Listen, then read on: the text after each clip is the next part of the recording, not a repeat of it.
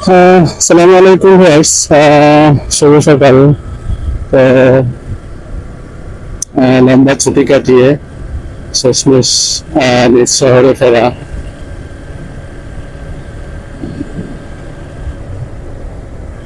তো অনেক দিনের একটা সফর। তো শেষ করে বরিশাল থেকে মাগুরার উদ্দেশ্যে বের হলাম। আমি আছি এখন ঝালকাঠি শহর, প্রায় শহর থেকে একটু দূরে গ্রামে। তো এখন ডাইরেক্ট চলে যাবো বরিশাল, বরিশাল থেকে তারপরে মাগুরার উদ্দেশ্যে। তো আশা করি সবাই ভালো আছেন, আর আমিও আলহামদুলিল্লাহ অনেক ভালো আছি। তো এই খাল আর এই রাস্তা আর এই গ্রামের পরিবেশ খুবই মিস করব। তো আসলেই অনেকদিন খুব মায়াই পড়ে গিয়েছিলাম।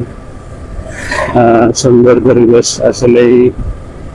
আহ, সবকিছু ভালো থাকা সত্ত্বেও নিজ দেশে ফিরে যেতে হয় সবাইকে, যেখানে থাক না কেন। যেমন ঈদের ছুটিতে অনেকেই গ্রামে গিয়েছিল, পরে ঠিকই আবার কর্মের উদ্দেশ্যে আহ, যার যার কর্মস্থলে চলে গিয়েছে। তো আমিও তার ব্যতিক্রম নাই।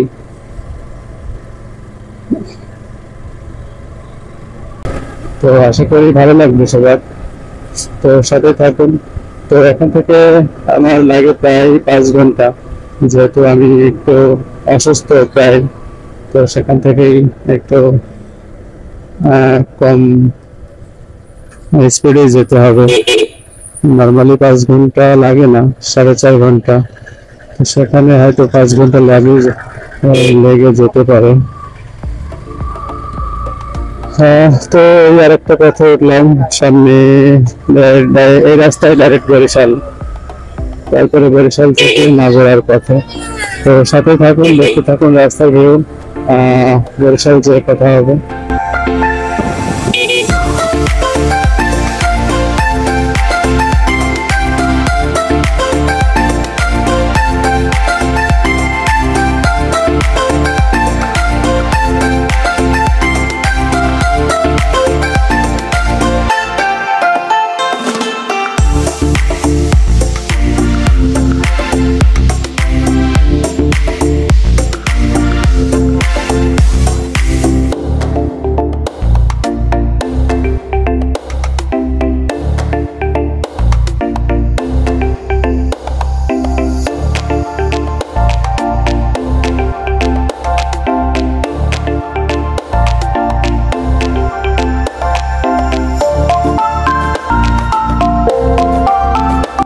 বাজে প্রায় 12:30।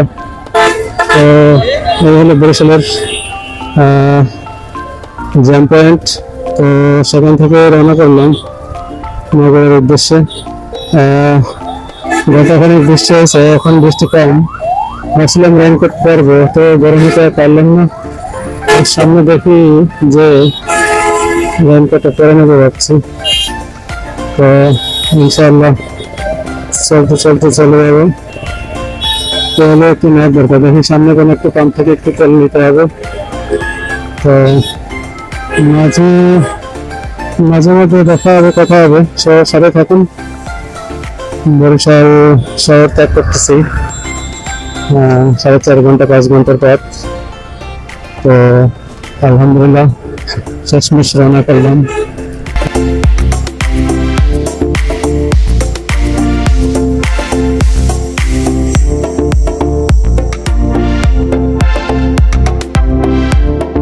মজার ব্যাপার, দুইটা ব্রিজ বা দুইটার সাথে মিলে 10 টাকার টোল, বিষয়টা ভালো লাগলো।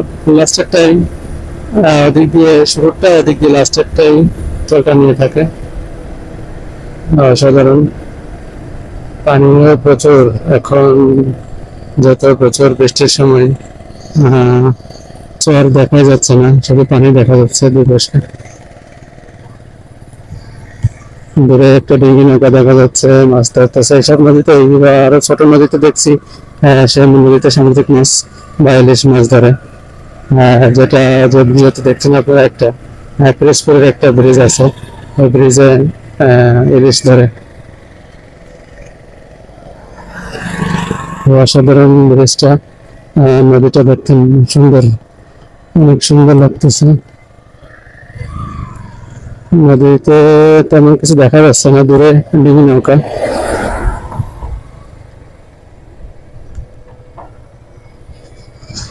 মেঘ আছে, বেশি যাচ্ছে, খুব বেশি না, বৃষ্টি হতে পারে এলা দিলে।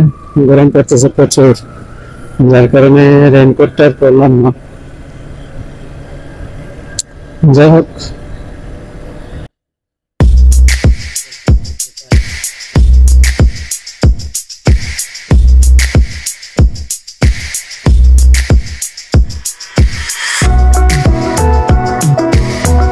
সকাল 10 টাকা চাটা লেখা আছে।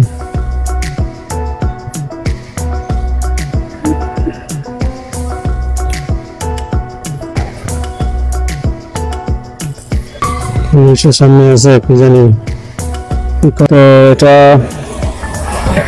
ফরিদপুরের বাংলা, যেখান থেকে পদ্মা সেতু চলে যাচ্ছে বাসগুলো।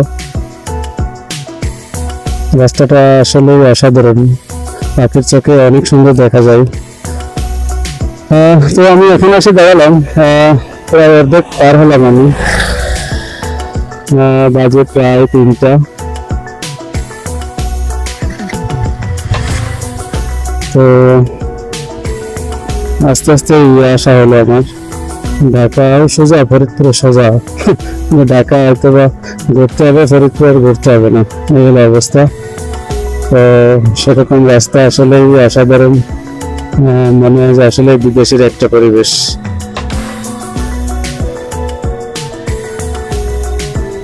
উপর দিয়ে রাস্তা, ঠিক আছে, আর বিকাল সন্ধ্যা লাইট গুলো জ্বলে, যার কারণে হয়তো আরো সুন্দর লাগে দেখতে।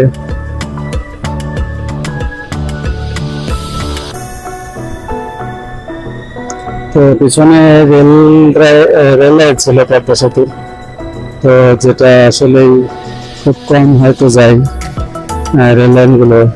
রেলগুলো, যার কারণে দেখাতে পারলাম না।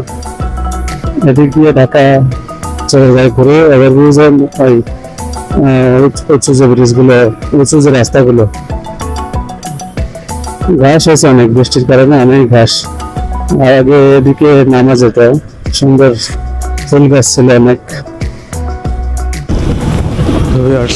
প্রচুর মেঘ করেছে, তো প্রায় বেজে গেছে 4টা, 4:30। তো আমি হয়তো 5টা, 5:30টার ভিতরে ইনশাল্লাহ পৌঁছে যাব। তো ভিডিওটি শেষ করতেছি। আকাশটা অনেক সুন্দর লাগতেছে, একটু ভয়ও লাগতেছে যে প্রচুর পরিমাণে মেঘ করেছে। তো সম্ভাবনা বৃষ্টি হওয়ার খুব কম, যেহেতু একটু বাতাসও হচ্ছে। তো আল্লাহ ভরসা। তো ভালো থাকেন সবাই, আর ধন্যবাদ সবাইকে ভিডিওটি দেখার জন্য। যারা নতুন তারা অবশ্যই পাশে থাকবেন, এটাই আশা প্রত্যাশা। তো দেখাচ্ছে আবার নতুন কিছু নিয়ে। শেষ পর্যন্ত ভালো থাকেন সবাই। আসসালামু আলাইকুম। দেখতে থাকুন রোড ভিউ।